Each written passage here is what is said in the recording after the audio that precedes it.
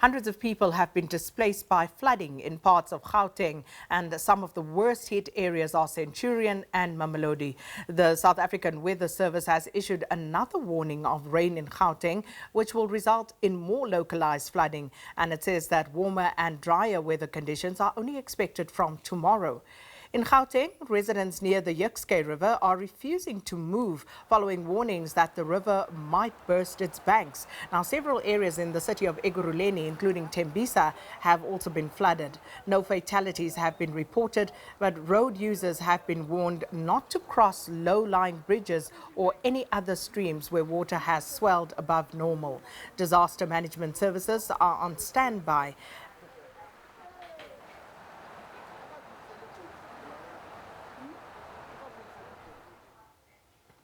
And we will be crossing to our reporters and also speaking to disaster management in Gauteng later on in the show. Well, we do have our reporter, Offense, standing by right now. And this, of course, continuing with the flooding and checking how exactly the authorities are dealing with those who have been displaced in Gauteng. Yesterday, at least 700 shacks were washed away, we understand, in Mamelodi, east of Pretoria, after the Moretele and Hennops rivers burst their banks. SABC news reporter Offense is on standby to give us an update on that.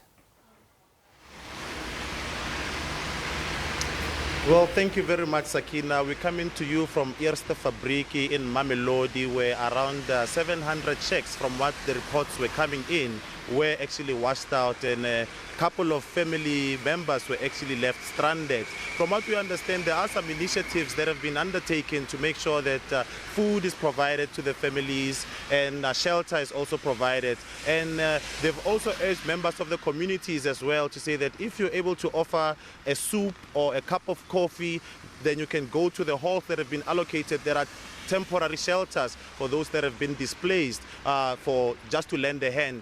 But joining me now is Themba Masango from #NotInMyName, who's part of the people that are actually facilitating the issuing of relief to those that are affected. Thank you so much, Themba. Can you just tell us your involvement in this crisis?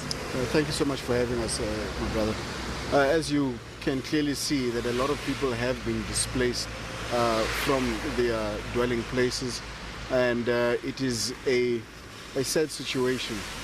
We have now obviously joined hands with different organizations, the city of Tshwane as well, to try and offer some sort of relief for our people that have actually been displaced from their homes.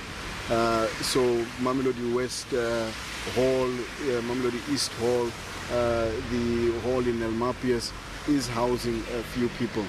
We've called out to all our members within the Tshwane area to please come out, bring an extra cup of coffee, bring an extra blanket, bring some extra clothes, baby milk, things like that, just to be able to alleviate some of the problems that the people are facing due to the amounts of rain that we've been having.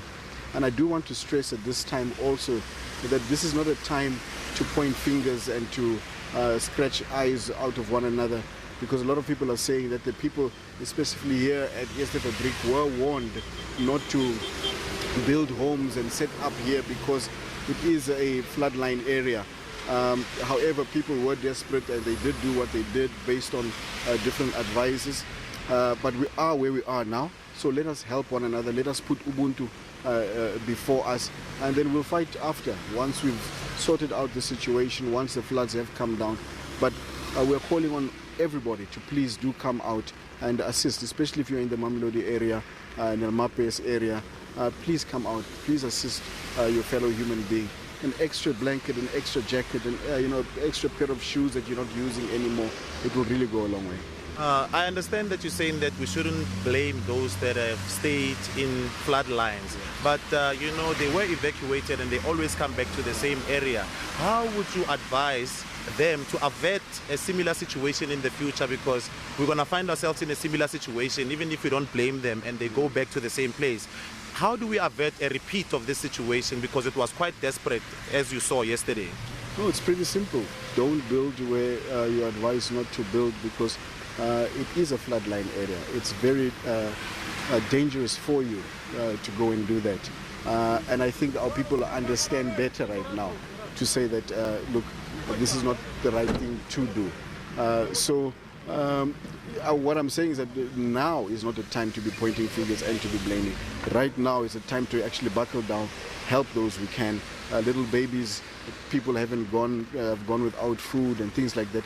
Let's help one another. Once the floods are over, then we can sit down as a community, get all these different stakeholders and actually put a proper resourcing model and make sure that people are in safe areas. Okay. That was Themba Masango of #NotInMyName actually appealing to community members to lend a helping hand to those that have been displaced by the floods. We're actually going to go to some of the halls where those that have been displaced are being accommodated, and we'll bring you the updates as and when they come through. With that, is back to studio.